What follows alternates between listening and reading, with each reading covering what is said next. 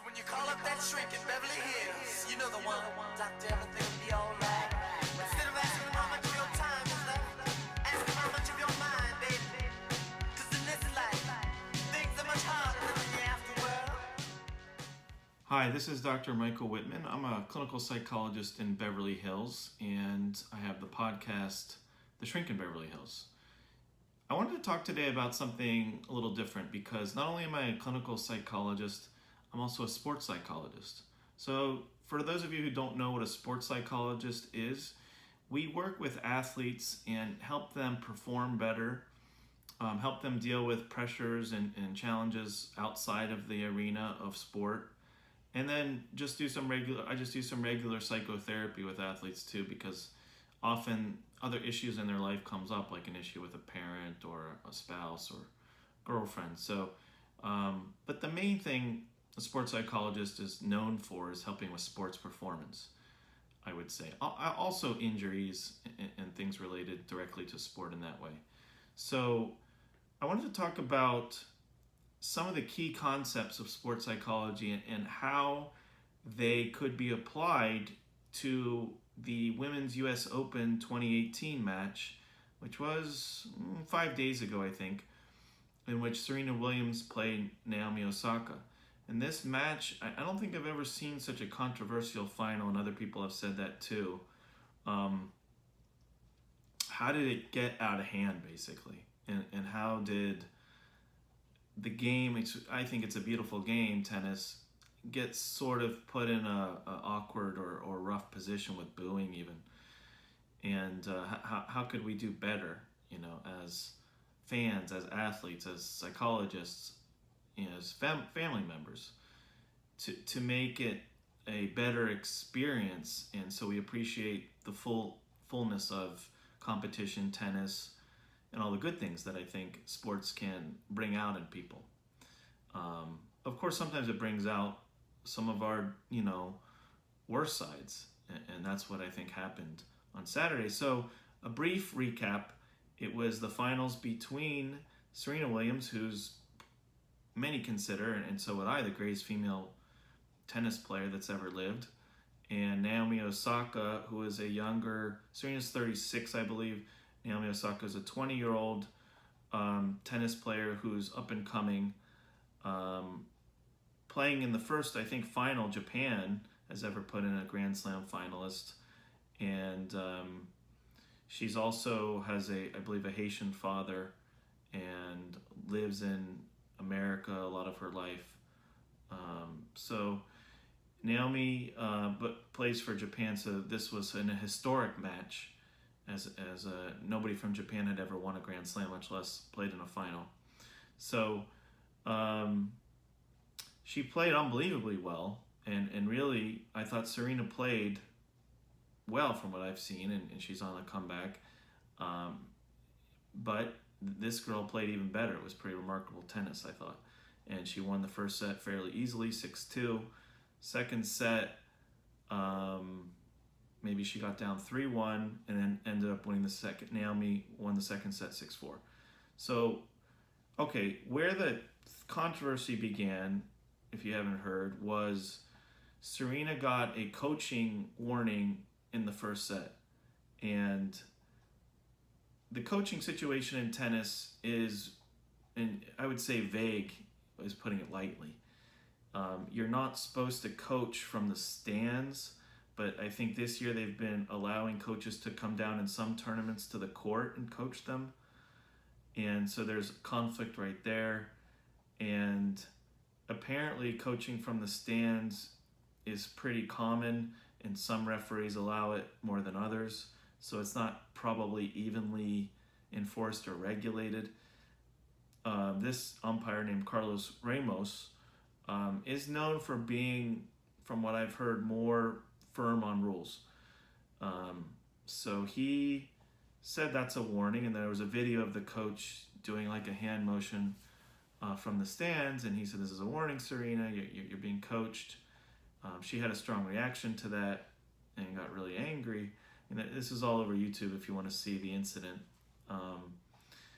And she had a very, I would say, hurt an angry reaction to his saying she was being coached and defensive, and kind of, I would say, went on about it at length. And then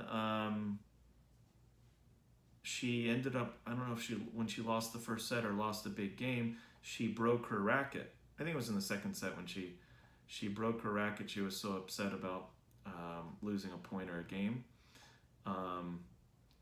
And then the next thing after a warning that the referee does when there's a violation is a point. So then she got a point penalty. So then after the point penalty, then she got even more incensed with him and railed into him. I think this was later in the second set now that I think about it. Because what happened next was he gave her a game penalty, which is the next step. Because she was getting on him and called him a liar and a thief. I know she called him a thief. I can't remember if she used the liar or not. But the thief was sort of the last straw that broke his back, and then he gave her a game penalty. And so the thing kind of devolved. Now Osaka is up 5-3, so it was a huge game, and the referees are called out. Eventually Osaka wins the match 6-4. There's booing, and it's kind of an ugly scene, especially for our finals and for a remarkable day for Naomi. So to Serena's credit, she did slow down the booing, actually stop it and told people to stop booing, which I thought, was after the match a really positive thing she did. But during the match is where things fell off the rails for her, and everybody makes mistakes, and I don't want this to turn into a criticism of Serena video, because that's not the point. The point is, how do you handle adversity? How do you handle competition and losing and calls going against you? And it's to me analogous to life, although things are intensified obviously in a Grand Slam final. So do you blame, or do you take responsibility? And as a sports psychologist, really our goal is, how can I optimize my performance to put myself in the best chance to win? How can I use my mind to help me rather than hurt me? And that's where, as a sports psychologist, I would really help her. If Serena, let's say, wanted to consult with me, she made it an issue about sexism and said that he penalized her more for getting on him than males, which probably is valid. I don't know what his history is with penalizing males. Apparently he was tough on Nadal about something. So maybe for this particular ref, he's consistent with men and women. I don't know. Maybe he's not. But certainly if you see the outbursts over the years of what men have done, she has a point. But is this the time to address the issue? Or is this the time to try to perform optimally and then address it after? And I think that's where she got tripped up. And there's a sort of a time and a place. And when you're performing, you're trying to give all your focus and attention to, what do I need to do next? How can I play my best? What strategy do I need to employ? I mean, the girl is playing better than her. Or maybe I need to come to net. Maybe I need to bring her to net. Maybe I need to loop the ball, or do off-pace shots. I don't know, what her plan B or plan C is. So that's the type of thinking you're hopefully engaging in when you're losing. And is how can I beat this player? How can I improve the situation?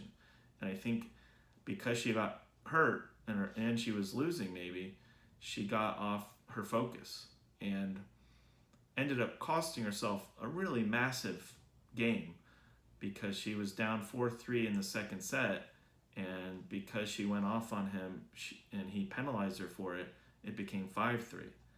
So other commentators have said, an interesting thing about this is, when most people have been penalized a point, they're extra careful, because they know the next time they do something, the referee can say that's a game penalty.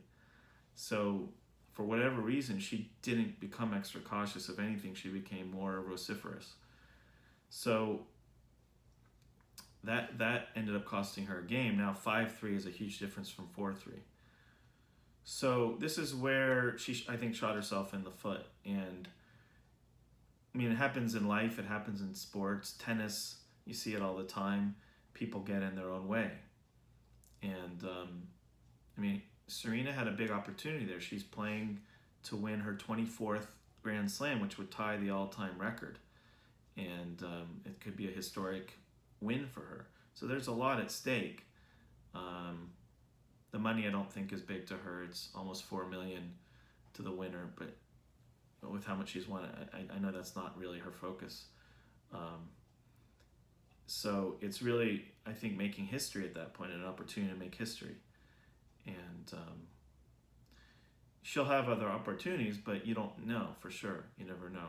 And you're 36, or 30, in getting into later years, you could get injured. You never know what could happen. So this is a great opportunity to try to win your 24th Grand Slam. So from that perspective, whether a referee is doing his job incorrectly or unfairly or even in a sexist way, at that moment, I don't think it's the issue for you. At that moment, you're trying to figure out, how can I turn this match around and win? And then afterwards, like I said, you can say your opinion on sexism and how it should be addressed, and you have the platform to do that, of course, with her fame and success. So as a sports psychologist, we really help people with how do I keep my composure. There's other issues in tennis where when I was growing up playing tennis, I was told it's a gentleman's game. It's not whether you win or lose, it's how you play the game. So there's also that idea of, if I played the game hard and I carried myself well, and it's sort of like I win either way if I tried my hardest and I conducted myself with respect. So to me, there was a disrespect there to her opponent, because this opponent, Naomi, made history, and there was so much drama that she was being booed by the crowd and crying, instead of celebrating her most amazing moment of her life. She had dreamed about this match, beating Serena Williams in the finals of the US Open exactly since she was a little girl. So it's an amazing thing that she achieved, and that she made her dream come to reality. So that part made me sad, that part was tainted. People said that the win itself was tainted by the referee, that game penalty, you don't know whether Serena would have come back. I really disagree with that. I think the win is 100% clean. And part of competing is not getting point and game penalties, and staying in a way that you play your best and follow the rules so that you don't get penalized. So I think it's sort of like saying, well, she would have won if she didn't double fault on that point, but she did double fault. So she did get a game penalty because she did behavior that incited that. So part of it is taking responsibility, I think, for your behavior. I mean, one of the great things about tennis, but also one of the hardest things, is there are no teammates to blame. And generally, there are no coaches to blame. It's not about your game plan, at halftime didn't come through. So in that way, I think tennis really can help you, because it's on your shoulders, it's your responsibility, but it can also be terrifying, because I don't know what was going in Serena's mind, but she's maybe thinking, this girl is better than me, at least today. I've seen Serena lose, but because or fall behind, but usually it was because she was playing bad or nervous or both, not because somebody was actually better than her. And that's the sense I got, was Serena was playing pretty well, but this girl played better. So that may have been upsetting. I don't know. It's hard to know what goes on in someone's head. So, and sometimes they're not even aware if it's unconscious. So I think that part is interesting to me too, is how do you handle losing gracefully, while still keeping the competitive fire? Because as we know, her competitive fire has gotten her 23 Grand Slams. So you don't want to take that from a champion. So there's that balance. That's my opinion about that. I'd be happy to hear your comments. And yeah, I think we can learn from it. I think sports can really teach you a lot, and it can bring out the best in us, and it can be, I'm going to compete as hard as I can, and be, that old term, a role model, because so many people do look up to Serena. So if even if it was only the racket break, or only calling the umpire name, then just that is not good for a kid to see. And not that she, like I said, she's human, and we can't expect her to be above a human and have a bad day. But I remember when I was growing up, and McEnroe and Connors were, I thought, too glamorized for their bad behavior and abusive behavior.